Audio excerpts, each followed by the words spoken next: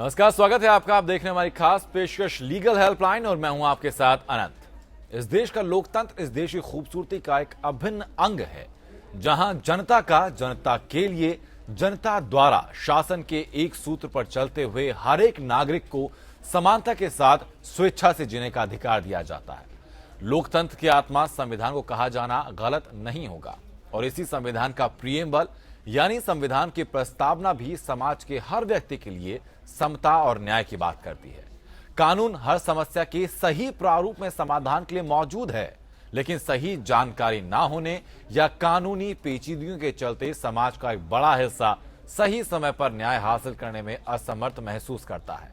और इसी अंतर को खत्म करने के लिए इंडिया लीगल रिसर्च फाउंडेशन के इनिशिएटिव लीगल हेल्पलाइन में हम यहां मौजूद हैं, आपकी हर कानूनी समस्या में आपकी सहायता के लिए। हमारा उद्देश्य है कि किसी भी तरह की कानूनी अड़चन के दौरान आपके साथ हम खड़े हों, आपकी कानूनी सहायता के लिए। और इंडिया लीगल रिसर्च फाउंडेशन इस लीगल हेल्पलाइन के जरिए आपकी कानूनी समस्याओं के लिए निःशुल्क कानूनी सहायता के साथ मौजूद है।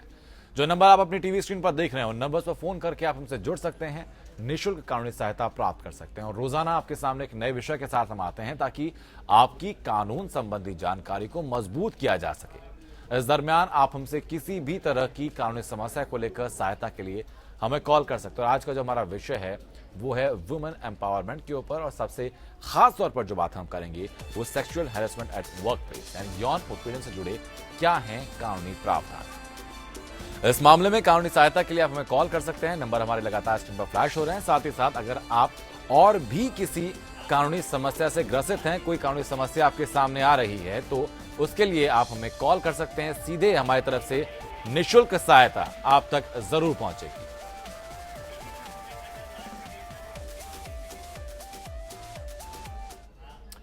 और इस वक्त हमारे साथ स्टूडियो मौजूद हैं अर्चना पाठक दवे। अर्चना जी, बहुत बहुत स्वागत है आपका। सबसे पहले समझना चाहूंगा आपसे मैं कि प्रिवेंशन ऑफ सेक्सुअल हैरेसमेंट जो है इसकी डेफिनेशन क्या है। देखिए, ये 2013 का एक्ट है और इसके अंदर सेक्शन 2N के अंदर इसकी डेफिनेशन है। हम बात करेंगे डेफिनेशन पे, आपको थोड़ा सा मैं इसका हिस्ट्री बताना चाहूँगी कि 1997 में ये एक केस हुआ था, बहुत ही फेमस केस है, Vishakha versus state of Rajasthan. उसके अंदर सुप्रीम कोर्ट के पास आर्टिकल 32 के अंदर एक रिट पिटिशन फाइल हुई थी। स्टेट ऑफ राजस्थान में एक वर्कर थी, वो कुछ काम करती थी एक एनजीओ के लिए। उनका नाम मैं यहाँ नहीं लूंगी, लेकिन उनका एक बहुत ही ब्रूटल गैंग रेप हुआ था। और फिर ये समझ नहीं आया कि इस तरह से जो महिलाएं काम करती हैं और उस दौरान अगर उनके ऊपर किसी तरह का यौन उत्पीड़न होता है तो उन्हें कहा जाना चाहिए, क्योंकि ऐसा कोई कानूनी प्रावधान नहीं था तब तक। सुप्रीम कोर्ट ने इस मामले को बहुत गहराई से लिया। उन्होंने सभी से इसमें राय मांगी, अमाइकस क्यूरी भी अपॉइंट हुए, और उसके बाद एक ये पाया गया कि क्योंकि कोई एक्ट नहीं है तो इन द मीन टाइम एक गाइडलाइंस बनाई गई, और उस गाइडलाइंस के अंदर कोर्ट ने क्लियर किया कि किस तरह से क्या क्या प्रावधान होने चाहिए, किस तरह की कमिटीज फॉर्म होने चाहिए, ताकि एक महिलाओं को महिलाएं आसानी से आज़ादी से काम कर सकें, और जहां वे काम कर रही हैं वहां उनके ऊपर अगर इस तरह की समस्या उनके सामने आती है तो उसका वो विचारण कैसे करेंगी। 97 का ये जजमेंट है विशाखा जिसकी मैं बात कर रही हूँ। उसके बाद 2012 में एक और जजमेंट आया, मेधा लेले वर्सेस यूनियन ऑफ इंडिया। उसमें जस्टिस RM लोढ़ा ने इस बात को कहा कि इतने साल हो गए 2012 तक, अभी तक एक्ट नहीं है। लेजिस्लेचर ने तब तक एक्ट कुछ नहीं बनाया था, बिल था 2010 का, वो पेंडिंग था। फाइनली 2013 में हमारा ये एक्ट आया, prevention of sexual harassment at work place. 2013 का एक्ट है। इसमें 3 चीजें हैं, PPR prevention, prohibition and redressal. तो तीनों जो चीजें हैं उसका समावेश किया गया इसके अंदर। पहले तो एम्प्लॉयर को प्रिवेंट करना है कि ऐसी कोई गतिविधि आपके जो आपका एस्टैब्लिशमेंट है उसमें ना हो। दूसरा, ये उसे कैसे प्रोहिबिट किया जा सकता है, अगर हो रही है तो उसे कैसे रोका जा सकता है। और तीसरा जो है उसका रिड्रेसल कैसे होगा। अब आपने जो डेफिनेशन की बात की, 2N के अंदर इसकी डेफिनेशन दी हुई है। देखिए, ये बड़ा एक बहुत ही पतली सी रेखा है कि मैं किसी से बहुत अच्छे से हंस के बात कर रही हूँ, नॉर्मल, बिकॉज मैं चाहती हूँ उनसे बात करना, और वो मेरे फ्रेंड हो सकते हैं, कलीग हो सकते हैं, लेकिन इसी तरह की कोई बातचीत अगर मेरी मर्जी के बिना हो रही है, मेरे पर थोपी जा रही है, तो वो सेक्सुअल हैरेसमेंट की श्रेणी में आ सकता है। तो वर्बल हो सकता है, नॉन वर्बल भी हो सकता है, आपके एक्शन से भी हो सकता है। दूसरा ये भी हो सकता है कि आप एक जगह काम कर रहे हैं, आपका सीनियर आपसे बोले कि इस तरह का अगर आप करेंगी तो आपको एक्स्ट्रा फेवर दिया जाएगा, नहीं करेंगी तो विड्रॉ कर लिया जाएगा, या आपको इस तरह से परेशान किया जा सकता है। तो ये सारी चीजें फैक्ट्स पे डिपेंड करती हैं कि किस तरह के माहौल में इस तरह का एडवांसमेंट किया गया, उसको किस तरह से लिया गया, क्या महिला की उसमें मर्जी थी, वो बात अपने आप कर रही थी, या जो भी उत्पीड़न करना चाह रहे थे उनकी मंशा कैसी थी। तो वो थोड़ा सा फैक्ट के ऊपर जाएगा, लेकिन मोटा मोटा उसके अंदर वर्बल, नॉन वर्बल, आपके एक्शंस, ये सभी इस डेफिनेशन में आते हैं। इस वक्त शीतला प्रसाद हमारे दर्शक हम जुड़ चुके हैं भदोही से। शीतला जी, स्वागत है आपका, अपनी बात आप रखिए, कैसे आपकी सहायता हम लोग कर सकते हैं? सर, मैं 2011 में मैं आर्मी से रिटायर्ड हुआ था जी। तो सर, हमारे साथ जो है, हमारे मित्र थे, प्लाट परचेज करने के लिए हमको एटीएम दिया था अपने काम को पूरा करने के लिए जी। तो हमने सर जो है उससे 80,000 रुपीज 2 बार में विड्रॉ किया था, और किसी ने पासवर्ड और एटीएम कार्ड नंबर लेकर के ऑनलाइन परचेज कर लिया था 1,30,500 सर जी। तो सर, हमारे तरफ से अकाउंट होल्डर की तरफ से FIR हो गया था। हमने उसकी जो है विवेचना करने के लिए, जांच के लिए पूरा सहयोग किया, लेकिन पुलिस प्रशासन विवेचना नहीं की सर। ठीक है सर। इसके बाद सर हमने भी 156 दिन में क्रॉस केस किया था, तो उसमें भी FIR लग गया सर। तो हम जानना चाहते हैं, केस में अभी तक काफी प्रोसीडिंग दरअसल हो चुकी हैं, तो बेहतर होगा कि इन तमाम चीजों को आप एक क्रमबद्ध तरीके से हम तक पहुंचा दें। अब तक आपके जितने भी रिलेटेड डॉक्यूमेंट्स हैं आपके केस के, उन डॉक्यूमेंट्स की कॉपी आप हम तक भेज दीजिएगा। साथ ही साथ एक पेपर पे या फिर ईमेल के जरिए आप पूरा घटनाक्रम भी हम तक लिखकर भेज सकते हैं, ताकि हम लोग एक बेहतर स्थिति में आ पाए आपकी परिस्थिति को पूरी तरह समझने के लिए। उस वक्त हम लोग बेहतर स्थिति में आ पाएंगे कि आपकी स्थिति को समझकर बेहतर सहायता आपकी हम लोग कर सकें। बहुत बहुत शुक्रिया आपका हम तक जुड़ने के लिए। मैम, ये भी बात मैं करना चाहूंगा कि इंटरनल कंप्लेंट कमेटी की बात की जाती है कि हर ऑर्गेनाइजेशन के अंदर होनी चाहिए, लेकिन संविधान के अंतर्गत इसके गठन को लेकर क्या क्या प्रावधान कहे गए हैं? देखिए, सेक्शन 4 के अंदर ये इंटरनल कंप्लेंट्स कमेटी है जिसका गठन होना चाहिए। और वैसे जो भी इस्टेब्लिशमेंट 10 एम्प्लॉई से ज़्यादा, 10 या 10 से ज़्यादा का है, वहाँ पे ये ICC का गठन होना चाहिए। और ये एक कमेटी है जो काम करती है, इस तरह की कंप्लेंट्स जब आती हैं उनकी इंक्वायरी इनिशिएट होती है, उनमें फिर आगे क्या स्टेप्स लिए जा सकते हैं, इन सब के अंदर ये कमेटी इसमें वर्क करती है। सबसे इम्पोर्टेंट बात यह है कि इस कमेटी का जो कार्यकाल है वो 3 साल का होता है, और इसमें आधे से ज़्यादा, आधे से कम बिल्कुल नहीं, आधे से ज़्यादा विमेन होनी चाहिए इस कमेटी में। और जो भी सीनियर मोस्ट जो एम्प्लॉई है, उसमें जो सीनियर मोस्ट लेवल पे जो विमेन है, वो इसकी प्रिजाइडिंग ऑफिसर रहेगी।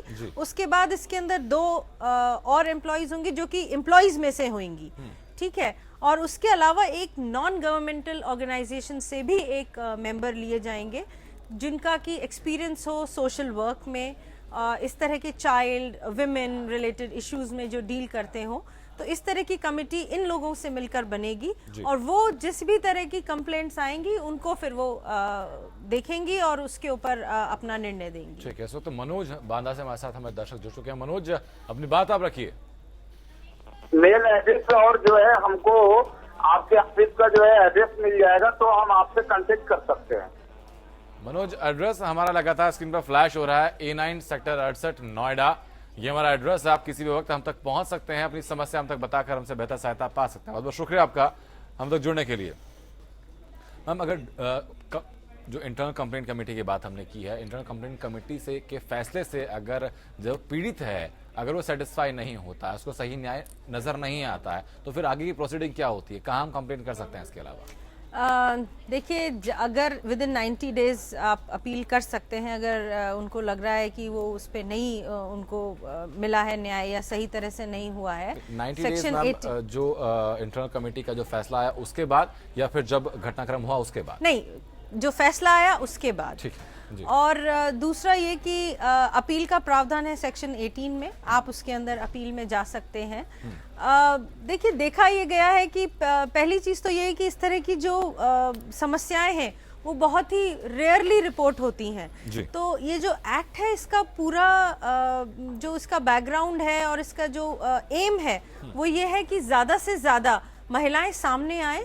एक रिटन कंप्लेंट की इसमें बात कही गई है ताकि जब हम आगे इंक्वायरी होती है, विटनेसेस होंगे, तो कोई भी चीज, कोई लूप होल ऐसा ना रह जाए कि जो विक्टिम है उसको परेशानी हो, और दूसरी चीज ये भी इम्पोर्टेंट है कि फॉल्स कंप्लेंट्स ना हो। तो ये पूरा की पूरा प्रोसीजर जो है उसके अंदर समनिंग ऑफ विटनेस वगैरह वो पूरा सिविल सीपीसी के तहत होता है, बिल्कुल जैसे एक सीपीसी में समन्स वगैरह जाते हैं उसी तरीके से इस एक्ट के तहत भी ये सारा प्रोसीजर उसी तरह से किया जाता है। इंक्वायरी होती है, उसकी रिपोर्ट होती है, 3 महीने के अंदर अंदर आपको जो आपके साथ इंसिडेंट्स हुआ है उसे भी आपको रिपोर्ट करना होता है विद इन 3 मंथ्स। अगर एक सीरीज ऑफ ऑफेंसेस है तो भी आपको जल्दी से जल्दी इसकी रिपोर्ट करनी होती लेकिन मैम किन धाराओं में मुकदमा दर्ज कराना होगा इस चीज के लिए? देखिए, ऐसा है कि धाराओं की मैं आपको बात बताती हूँ कि इसके अंदर जो जिस तरह का ये भी प्रावधान है कि अगर बाद में सुलह की गुंजाइश अगर हो इसके अंदर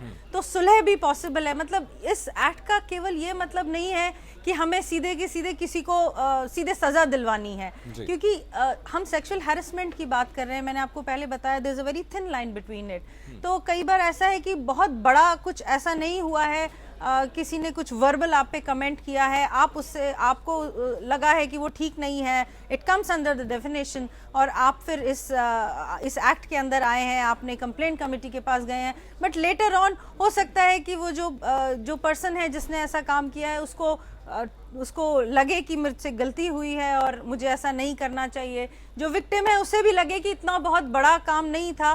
तो इसमें वो भी एक पॉइंट है कि एक कॉम्पनसेशन भी दिया जा सकता है, आपका सुलह भी हो सकती है, क्योंकि जरूरी नहीं है एक बार अगर किसी ने इस तरह का कुछ कर दिया है तो उसके लिए हम उसको हमेशा के लिए ये मान ले कि वो गुनहगार हो गया है। मैम, जो कॉन्सिलेशन है, समझौते की बात जो आपने की है, समझौता किन टर्म्स पे हो सकता है? क्या मॉनेटरी लेवल पे भी समझौता हो सकता है कि आप कुछ पैसे दे दें पीड़ित को तो समझौता कर लें? जी, समझौता मॉनेटरी लेवल पे भी हो सकता है। डिपेंड करेगा कि किस तरह का आपका एक्ट था। दूसरा, क्योंकि आप उस वर्क प्लेस पे काम कर रहे हैं तो कॉम्पनसेशन उस हिसाब से दिया जाएगा कि आपकी खुद की सैलरी क्या है, आप खुद क्या लेते हैं उसके हिसाब से, प्लस जो एगोनी है, मेंटल एगोनी, टॉर्चर, उसका क्या लेवल है, किस तरह का एक्ट है, वो उस पर डिपेंड करेगा। दूसरा ये कि अगर उस तरह की एक्ट से अगर कोई आप हॉस्पिटलाइज रही हैं, आपने कोई डॉक्टर का ट्रीटमेंट लिया है, उसमें कितना खर्चा हुआ है, तो ये सारी चीजें डिटरमाइन करेंगी कि कॉम्पनसेशन क्या होगा। ठीक है। जो कंप्लेंट हमने दर्ज कराई है मैम, अगर इंटरनल कंप्लेंट कमेटी की तरफ से हमें कोई सेटिस्फैक्ट्री रिस्पांस नहीं मिलता है, बाहर जाकर कानून का सहारा लेकर आप कंप्लेंट दर्ज कराते हैं, तो उस कंप्लेंट के ऊपर कार्रवाई क्या हुई है? क्या इसको ट्रैक करने का, इस बारे में इंक्वायरी करने का अधिकार भी हम लोगों को रहता है? जी बिल्कुल है, आपको बिल्कुल अधिकार है। और वैसे तो इसमें इतने स्ट्रिक्ट प्रोविजंस हैं कि ऐसा नॉर्मली इस एक्ट को इस तरह से बनाया गया है कि इस तरह का कोई लूप होल ना छोड़ा जाए। मैं आपको ये भी बताऊंगी कि मैंने आपको बताया कि 10 एम्प्लॉइज जो है उनके लिए आईसीसी होती है, लेकिन अगर उससे कम है तो वहाँ पे आईसीसी फॉर्म नहीं हो सकती है। तो ये एक डिस्ट्रिक्ट ऑफिसर की जिम्मेदारी होती है, और ये हर तहसील तालुका से लेकर वहां तक के उस पर एक डिस्ट्रिक्ट ऑफिसर की जिम्मेदारी है कि वो वहां पे एक लोकल कंप्लेंट्स कमेटी बनाए, एलसीसी, जहां पे आईसीसी नहीं बन सकती है। तो वो सरकार का काम है कि वो उस तरह की कमेटी फॉर्म करे। उसके अंदर भी एक चेयरपर्सन होता है जो कि हेडेड बाय विमेन होंगे। उनका एक एक्सपीरियंस होना चाहिए सोशल वर्क के अंदर। उसके नीचे दो दूसरे एम्प्लॉइज, दूसरी लेडीज हो सकती हैं, विमेन होंगी प्रेफरेबली। तकरीबन आईसीसी जैसा ही इसका रहता है, ऑलमोस्ट वैसा ही है। इसमें एक SC ST विमेन हो, इसका भी प्रावधान है। ठीक है। इस वक्त चंदन हमारे साथ जुड़ चुके हैं, झारखंड समाज दर्शक। चंदन, स्वागत है आपका, अपनी बात आप रखिए।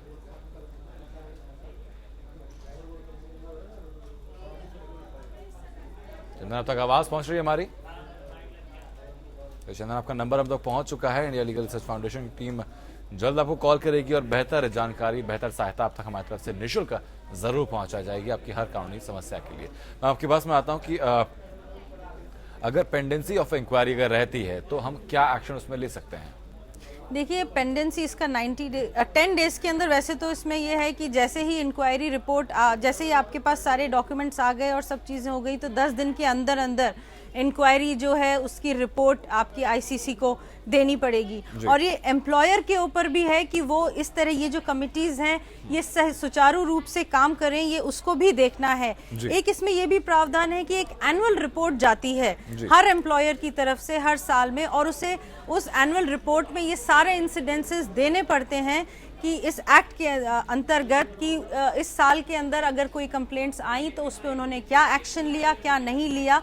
एम्प्लॉयर के ऊपर भी उसके लिए भी इसके अंदर प्रोविजंस हैं जिसमें उनके ऊपर भी पेनल्टीज लगाई जा सकती हैं। अगर एम्प्लॉयर है उसके पास वो कोई काम करते हैं जहां उनको लाइसेंसेस लेने पड़ते हैं, वो लाइसेंसेस भी रद्द हो सकते हैं अगर उनका ये पाया जाए कि जो आईसीसी फॉर्म हो रखी हैं उनमें जो कंप्लेंट्स आ रखी हैं उनका निर्धारण समय से नहीं हो रहा है या ठीक तरह से नहीं हो रहा है। उन्हें एक रिपोर्ट अपनी जनरेट करनी पड़ती है। अगर एम्प्लॉय को ये लगता है, ये उसको महसूस होता है कि आईसीसी उसके ऑर्गेनाइजेशन में नहीं है, जब जरूरत पड़ती है आईसीसी वहाँ मौजूद नहीं होती, तो तब एम्प्लॉय के पास क्या अधिकार रह जाता है? देखिए, मैंने आपको बताया जहाँ पे आईसीसी फॉर्म नहीं हो सकती है, नहीं हुई है अभी तक, क्योंकि उसके कुछ भी कारण हो सकते हैं या फिर 10 से कम एम्प्लॉइज हैं इसलिए नहीं है, तो वहाँ पे लोकल कंप्लेंट्स कमेटी होती है एलसीसी, जिसका ऑर्गेनाइजेशन स्ट्रक्चर बिल्कुल वैसा ही है। गठित न करने के लिए ऑर्गेनाइजेशन के ऊपर भी कोई कंप्लेंट की जा सकती है? जी बिल्कुल की जा सकती है। और ये कंप्लेंट्स का भी इस तरह से है कि इस तरह की ये जो एक्ट बनाया है ये मैंने आपको बताया कि जो भी एम्प्लॉयर्स हैं उनको एक एनुअल रिपोर्ट देनी पड़ेगी कि अगर उनके यहाँ ये नहीं है, 10 से ज्यादा जो है, तो उनके जो लाइसेंसेस वगैरह उन सब के अंदर ये एक प्रीएम्प्टिव कंडीशन आ गई है आजकल। अगर वो उसको फॉलो नहीं कर रहे हैं तो हो सकता है उन्हें आगे के जो लाइसेंसेस लेने हैं उनमें देरी हो, वो ना मिल पाए उन्हें।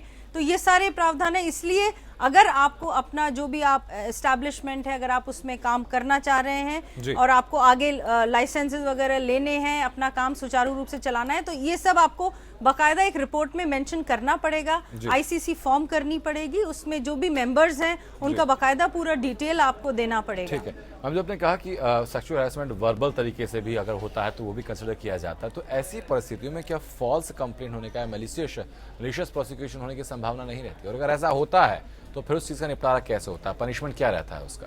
देखिए, ऐसा है कि हम मान के चलें कि मैक्सिमम केसेस में तो फॉल्स नहीं होता है।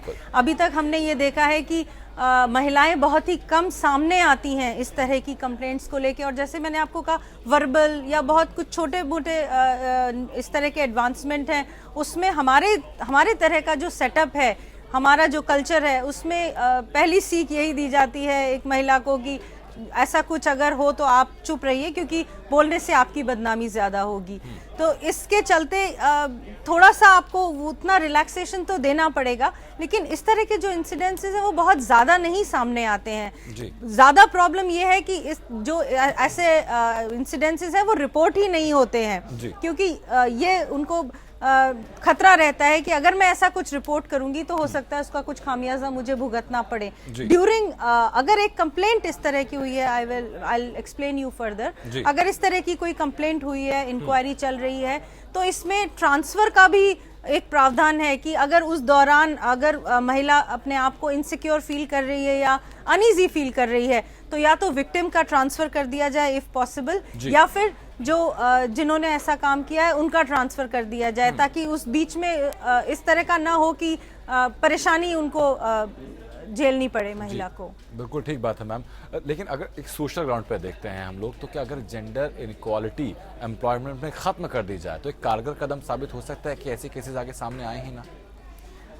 देखिए, जब ये विशाखा का जजमेंट आया, ये एक तरह का पहला अपना जजमेंट था जिसमें ऐसा इस विषय के ऊपर बातचीत प्रारंभ हुई, एंड ये हुआ 97 में, उसके 16 साल बाद ये एक्ट आया। इस बीच में ऐसे बहुत सारे कानून आए हैं, ऐसे बहुत सारे केसेस आए हैं जिसमें इस चीज को सुप्रीम कोर्ट ने डिस्कस किया है। उन्होंने ये भी कहा है मैंने जैसे आपको 2012 वाला केस बताया, उसमें कोर्ट ने बहुत क्लियरली कहा कि 97 से हमने गाइडलाइंस बना दी, what is stopping the legislature now to bring in an act. तो ऐसे केसेस रिपोर्ट हो रहे हैं, बातें हो रही हैं कि ये नहीं होना चाहिए, और आर्टिकल 32 के अंदर सुप्रीम कोर्ट ने इस इशू को लिया, उसके ऊपर गाइडलाइंस बनाई, और हम देखेंगे ये जो एक्ट भी बना है 2013 का, ये जो बेसिस है उसका वो विशाखा गाइडलाइंस ही है। उन्हीं गाइडलाइंस को लेकर ये एक्ट बना है। कुछ थोड़ा बहुत इधर उधर है, बट मेजॉरिटी जो है वो उस जजमेंट से ली हुई है। ठीक है, बहुत बहुत शुक्रिया मैम आपका हम तक जुड़ने के लिए और बेहतर सहायता, बेहतर जानकारी इस मामले में हमें देने के लिए।